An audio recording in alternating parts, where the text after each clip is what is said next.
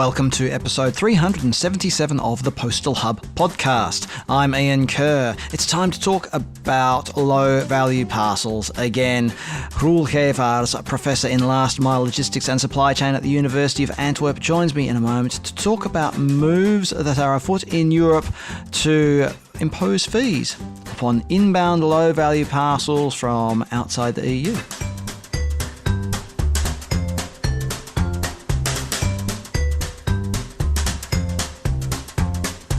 Joining me on the line is Roel Gevaers. He's the professor in last mile logistics and supply chain at the University of Antwerp. Roel, welcome back.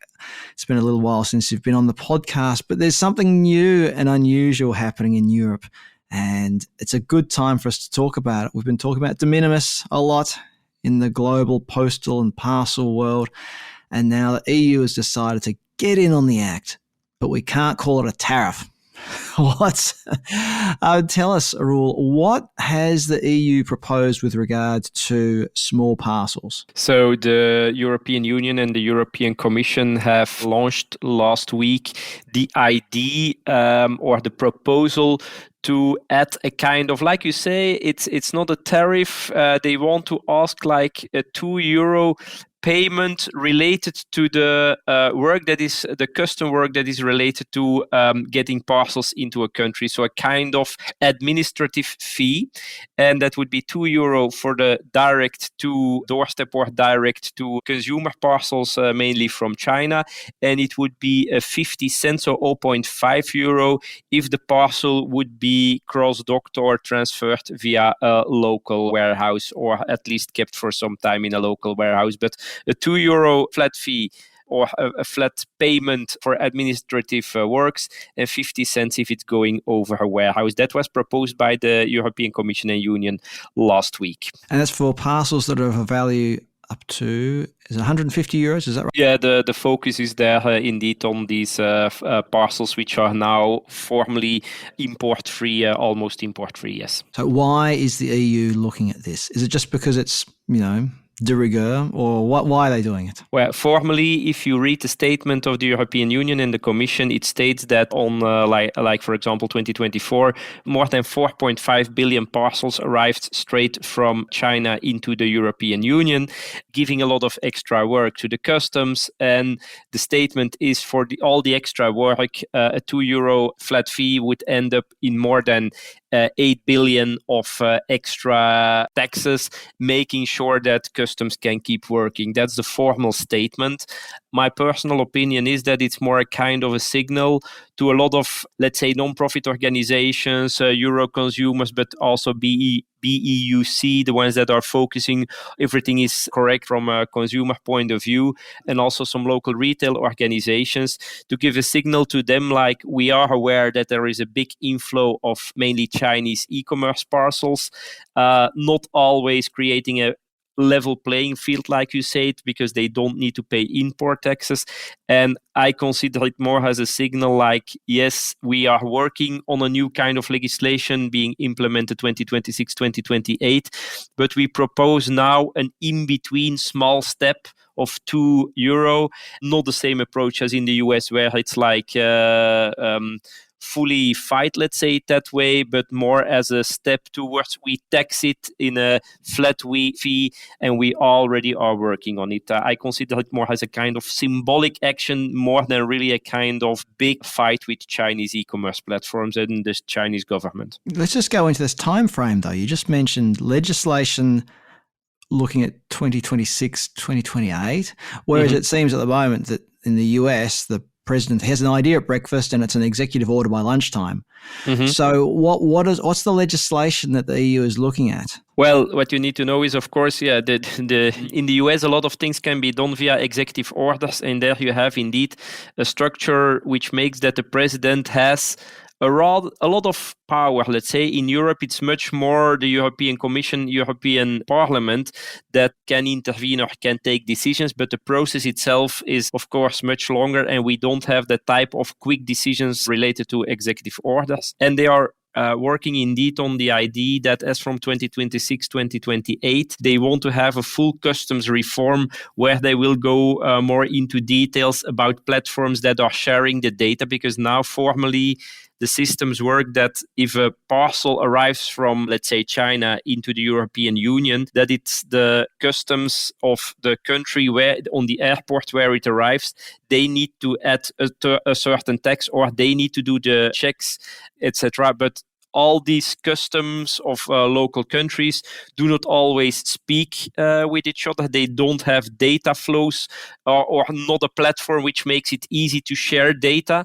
And of course, some of these platforms, they play a bit divide and rule from a strategy. And so the idea from the European Union and Commission is by 2026, 2028 to have a kind of reform, much more checks, much more forecasting, also AI tools using for it, and also a review on everything which has to do with the taxation, fees, etc., but in a much more holistic, total approach. But up till then, I mean, we are 2025, and let's be honest, the real implementation will be probably then more towards end of 27, is my opinion, 28 maybe. So that's some more years. And knowing what's happening today in the US, we know that some local organizations and some local retailers want to have an action taking place now. So I see it in that big picture. And you just mentioned what the retailers want. And earlier, though, you talked about the consumer representatives and those sorts of organizations. And that's my other question. I know we're going a little bit off script here, Roel, but my other question was going to be, what's the take on this from a consumer protection perspective and even a counterfeiting perspective? So if you've got goods coming in of a low value that aren't inspected by customs, but they are of a low quality, I'm generalizing here, everybody, before anybody starts writing me letters and saying or sending me emails or writing angry comments on LinkedIn. Goods entering the EU should, in theory, I suppose, be subject to the same consumer standards with regards to the quality of manufacturing and parts that don't break off in babies' mouths and things like that. Is that also what this legislation is about? Yeah, so the new proposed legislation is also focusing on that one, because indeed the legislation is sometimes a bit, let's call it, in Belgium we say gray, if we speak who is responsible for bringing these goods in. Because if you are a consumer and you buy, for example, something on Temu, the legislation is sometimes a bit gray if it is Temu who is importing, or you as a consumer buying something on an international platform and importing it. And that makes a big difference, because indeed you need to know in some of these tests, some of the products do not always comply with CE certificates, with chemical contents, etc. And that new legislation will also focus partly on making sure that the one and only responsible, if something is wrong, is the platform selling it. While today it's less clear. Today it's more gray, and that's also, let's say, the hole in the legislation where some of the platforms make use of, to make sure that if there is a check, that they always can say, yeah, it's not fully our responsibility, indeed. Let's come back to the €2 fee, which is not a tariff. The €2 fee. How, at this stage, how is it proposed that it will work in practice? Is it a fee that we collected from the consumer at checkout? Is it something that the likes of Temu and Shane are going to have to just pay per parcel after the parcel arrives in the EU? What's the current thinking? So the platform need to pay it straight to the customs based on the declarations they do with customs at the airport, because every parcel needs to have a declaration. And so they just will need to pay the flat fee or payment directly platform towards the customs or towards the local country. But there is, of course, we all know that the chance will be high that these platforms will just pass the biggest parts of that €2 straight to the consumers. But it will be the platform that pays it, not you as a consumer in a first phase. But in the end, you will pay it by definition in the price of the product. So one way or another, the consumer will end up paying. At this point, I know it's hard to accurately predict, but do we really think this will have any impact on volumes? To be honest, I think there will be on the cheapest product. If you speak about buying something of 2, 3, 4 euro, for example, there it might be an impact on, because immediately you see there that you increase the price or the cost of the product potentially by 50 or 100%.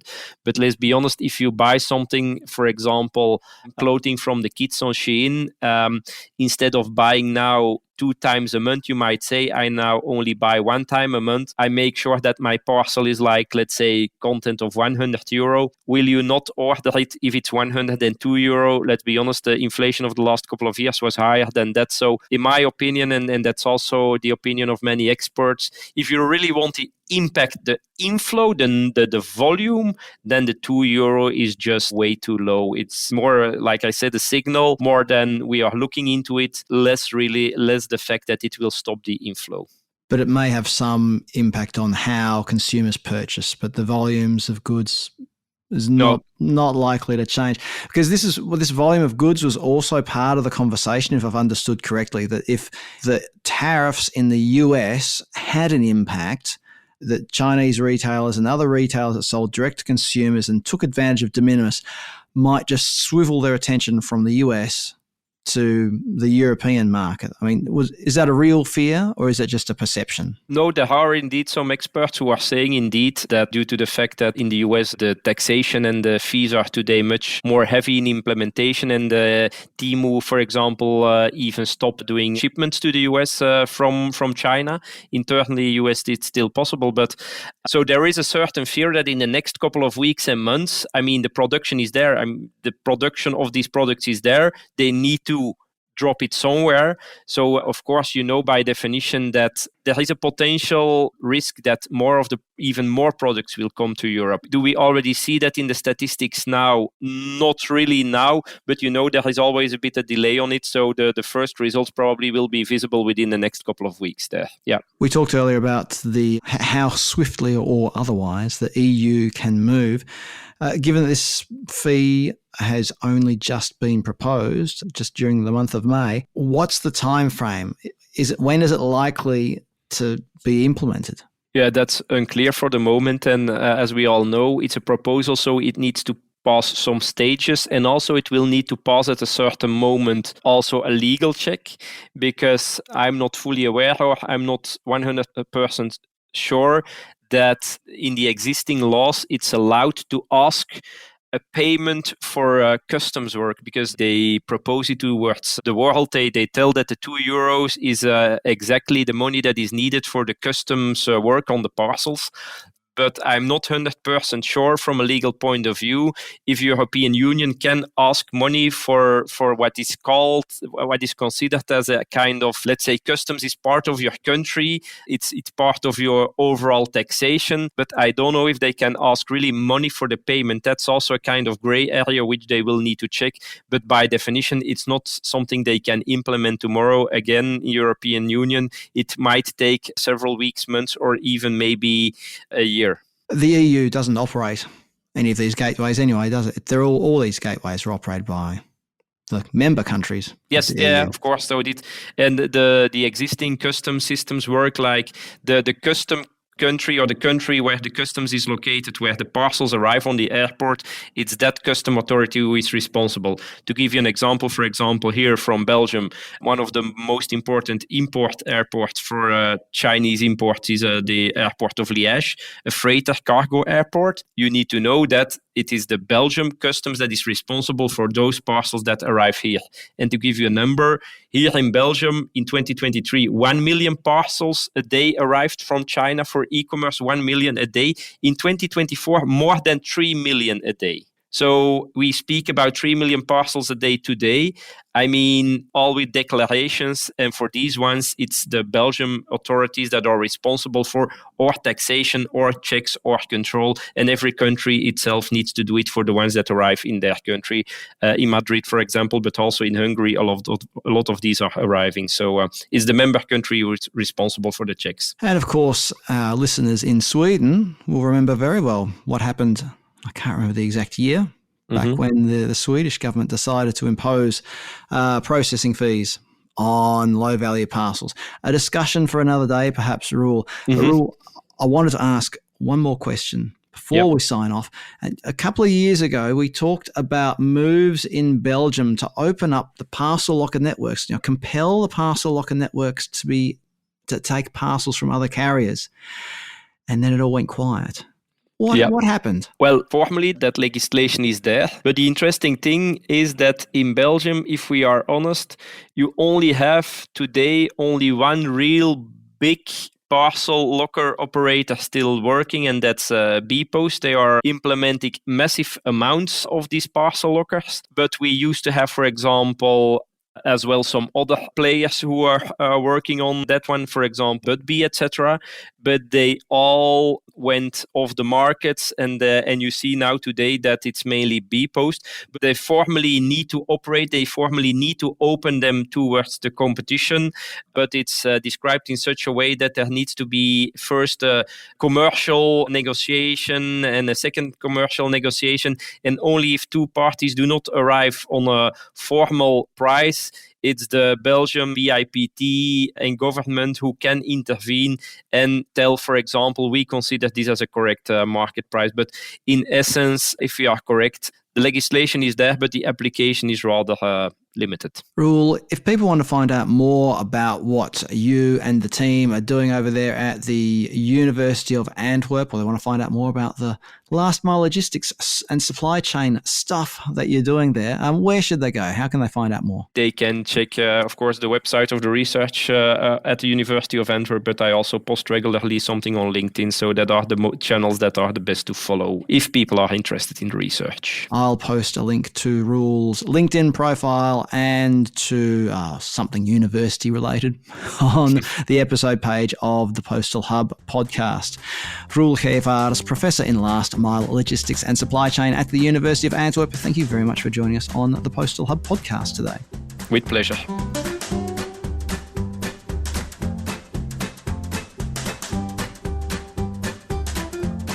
Coming soon on the Postal Hub podcast, Dr. Selena Silvestri from the MIT Center for Transportation and Logistics will join me to talk about e-commerce packaging. An interesting discussion, that one. Make sure you don't miss any of these interviews. Subscribe to the podcast on your via your favorite podcast platform, Apple Podcasts or Amazon Music or Spotify or one of the others. Subscribe, leave a rating, leave a review if you can. I don't know if you can. Why not? Leave a review. Say how wonderful it is. Say how it's changed your life, brightened up your day, or whatever it is. Anyway, subscribe to one of my wonderful email newsletters. There's the Daily Delivery Digest. There's the email newsletter I send whenever there's a new episode of the Postal Hub podcast. And there's the Post Office Digest. If you can't work out how to subscribe to those the newsletters, by the way, you can go to thepostalhub.com and find the links there somehow. Or email me. My email address is ian@thepostalhub.com. I'm Ian Kerr. Thanks for listening in, and I look forward to your company next time on the Postal Hub podcast.